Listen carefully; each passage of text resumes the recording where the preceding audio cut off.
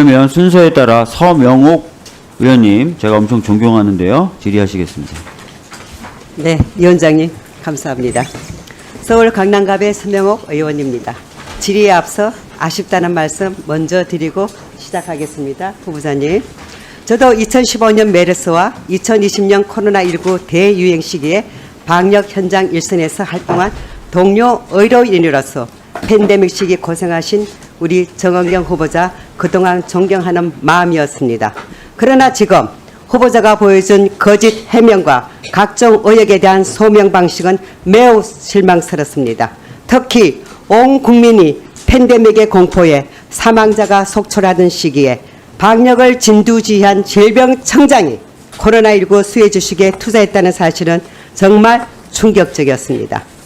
후보자님, 네. 배우자가 명의로 평창에 땅이 있으시죠? 네, 현재 있습니다. 배우자 중심으로 가족이 농사를 지었으며 노동력이 부족할 때는 지인의 도움을 받았다고 하였습니다. PPT 띄워주세요. 네. 그런데 그 지인 A씨 부인의 말씀을 직접 들어보니 사실이 아니었습니다. 지인께서는 소유권만 바뀌었지 크게 달라진 상황은 없다라고 하였습니다. 농사를 지은 건 지인 A씨이고 후보자는 종종 가서 돕는 형태에 불과하였습니다. 실경작하지 않으면 실정법 위반인 거 아시죠, 후보님? 대한민국 헌법 제111조에는 경자유전이라는 원칙이 있습니다. 즉 농지는 경작하는 사람만 소유할 수 있다는 헌법 조항입니다. 지난 2008년 농지와 쌀 직불금 부정수급 문제가 사회적으로 큰 문제가 된 사실 알고 계시지요? 당시 복지부 차관도 직불급과 농지 부정사용 문제로 직을 사퇴하였습니다. 우리 후보자님도 당시 복지부에 계셨으니까 이 사실 잘 알고 계실 것입니다. 그렇죠? 네, 그 사실은 알고 있습니다. 부정수급 문제가 걱정되셨는지 후보자 가족은 해당 토지에 직불급 신청은 안 했다고 답변하였습니다. 실제 경작자인 지인 A씨가 2005년에 2008년까지 또 2012년에도 직불금을 수령해 갔습니다. PPT에 나오고 있습니다. 앞서 말씀드린 대로 2008년에 온 나라가 직불금 문제로 뜨들썩해진 후에 규정이 바뀌었습니다. 실경작자가 마을 이장에게 직접 가서 경작 여부를 확인받아야 직불급 수령이 가능해졌습니다. 결론은 공식적인 실경작자는 후보자 가족이 아니고 A씨임이 명백해졌습니다. 후보자님, 왜 거짓으로 답변하십니까? 실정법 위반, 답변은 나중에 부탁드릴게요. 실정법 위반이 확실해 보이는데 본인은 국무위원으로서 자격이 충분하다고 생각하십니까? 한간의 의혹대로 설마 평창올림픽을 염두에 두고 땅 투기를 하신 건 아니라고 생각합니다. 후보자님, 지난 6월 20일 모 언론에서 후보자님의 장관 인사 낙마설을 보도했는데 기억하시지요? 당시 보도 제목이 코로나 사령관, 코로나 주식의 장관 후보에서 밀려라고 났습니다. 보도에 따르면 현재 알려진 창의 에탄올 이외에도 코로나19와 감염병 관련주에 투자를 하여서 대통령실에서 반발한 것으로 나옵니다. 이 내용 맞죠, 후보자님? 코로나19로 사망자가 속출하고 온 국민이 생명의 위협을 느끼면서 고통받고 있을 때 방역을 진두지휘한 질병청장이 뒤로는 관련 주식으로 돈벌이를 했다는 의혹, 신방감을 넘어 저는 배신감마저 느껴집니다. 이런 의혹이 억울하시다면 코로나19 유행 시기에 후보자 가족의 주식 거래 내역을 당당하게 내놓고 국민들의 의혹을 해소해드려야 마땅하지 않겠습니까? 뭐가 캥겨서 자료 제출 거부하고 계십니까? 현재까지도 보유 중인 문제의 창의 에탄올 2020년, 그러니까 우리 코로나 유행 시기죠. 손소독제 사업에 진출하였습니다. 배우자가 코로나 시기에 해당 주식을 추가 매입하였습니다. 과연 이게 용납이 되겠습니까? 후보자는 질병관리청으로 승격된 2021년에는 해당 주식에 대해서 직무 관련 이해충돌 심사를 받지 않았습니다. 지금 시점이라도 심사 청구를 하시거나 주식을 처분하실 계획은 없으십니까? 답변 나중에 해주세요. 이 외에도 마스크회사 F10EA 주식을 가지고 있다가 2018년에 처분하였는데 이 또한 2019년 상장 폐지 전에 사전 정보를 알고 처분했다는 의혹을 지울 수가 없습니다. 후보자님, 시젠이란 회사 잘 알고 계시죠? 코로나19 진단키트 관련 회사로 이른바 정은경 테마주 중 하나입니다. 후보자가 질병관리청장으로 방역에 앞장설 때 속된 말로 대박난 회사입니다. 2019년 주가가 7,262원에서 2022년 8월 코로나 시기에 무려 16만 1,926원으로 23배가 뛰었습니다. 후보자 가족이 이런 코로나 수혜주 단타 매매를 통해서 이득을 취했을지 누가 알겠습니까? 따라서 후보자는 코로나 시기에 어떤 주식을 얼마만큼 사고 팔았는지 주식 거래 내역을 공개해 주시기를 바랍니다. 이재명 대통령께서는 지난 14일 신임 공무원들에게 이런 말씀을 하셨습니다. 돈은 막이다. 하지만 천사의 얼굴을 하고 나타난다. 돈을 벌고 싶으면 기업체로 가야지. 공직을 맡아서는 아니 된다고 했습니다. 지당하신 말씀입니다. 팬데믹은 또 올 것입니다. 그때 정 후보자가 제시하는 방역 지침, 우리 국민이 과연 액면 그대로 신뢰하고 따를 수 있겠습니까? 가족들은 그때 또 어떤 수의 테마주를 사들여 돈벌이 궁리를 할까요? 정 후보자님, 복지부의 연간 예산은 후보자가 역임했던 질병청의 100배 이상인 125조입니다. 복지부의 정책 결정에 따라서 간염병 관련 기업 주식 가치는 물론이고 신약 관련한 제약사의 주가, 바이오 벤처 기업의 상장과 주식 가치, 그 영향력이 어마하기에 복지부의 수장은 어느 부처보다도 공사 구분 확실하고 청렴해야 합니다. 혹시나 고양이에게 생선을 맡기는 형국이 되지 않을까 심히 우려가 되는 것은 저만의 생각이 아닐 것입니다. 이런 우려와 의혹을 소명하기 위해서는 자료 제출은 거부하시고 청문회 하루만 넘기면 된다는 식의 버티기와 거짓말로 뭉개고 있습니다. 당당하게 소명하지 못할 것이라면 더 이상 국민 생명을 볼모로 잡지 마시고 스스로 결치를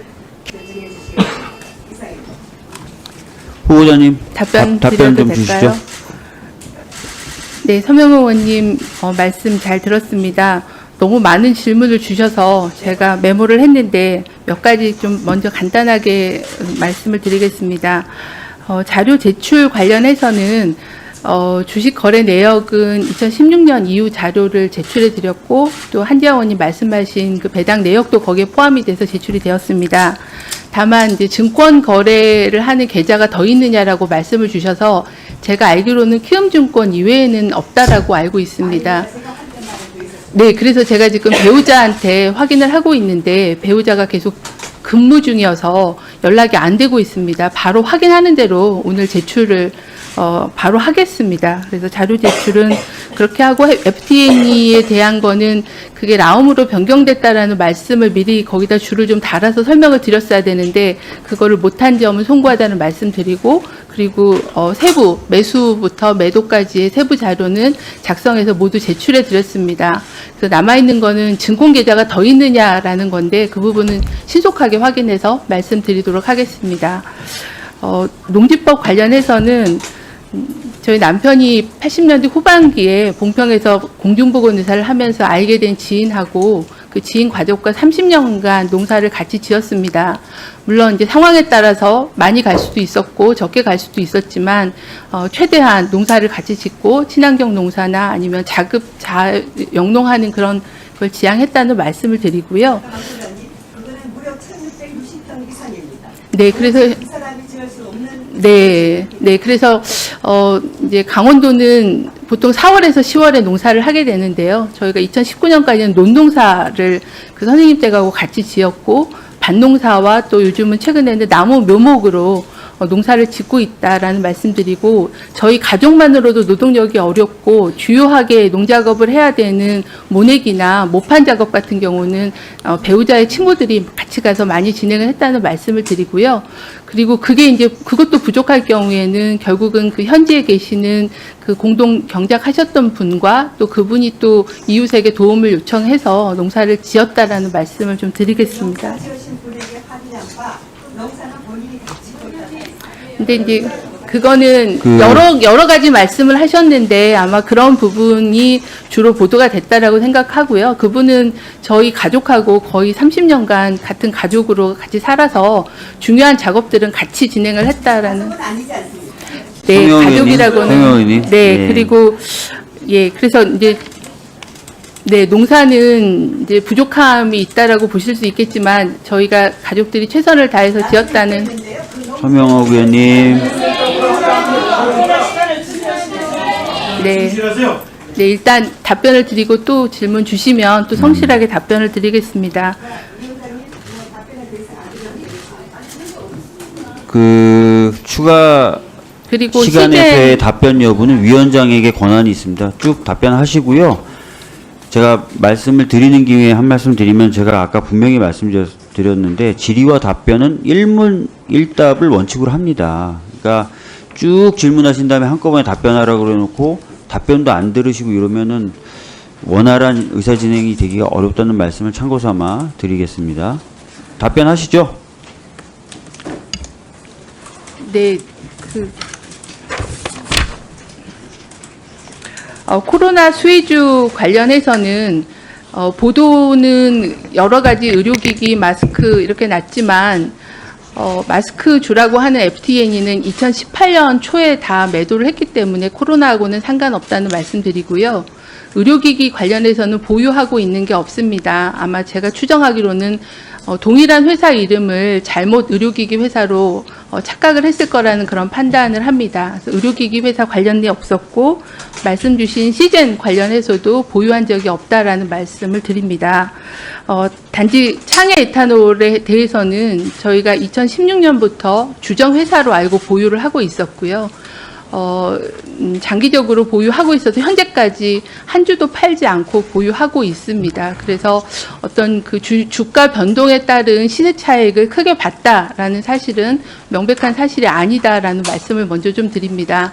하지만 2020년에 코로나가 유행했을 때 주정 회사였던 회사가 손세정제를 사업 목적으로 확장했다라는 것은 그 당시에는 알지를 못했습니다. 아마 알았으면 그거에 해당하는 조치를 했을 거라고 생각하는데 알지를 못해서 통상적인 그런 주식 거래를 했고 코로나 관련돼서 창해의 주식이 변동할 때는 단타 매매나 거래를 하지 않았다. 그래서 이익을 실현하진 않았다라는 말씀을 드리지만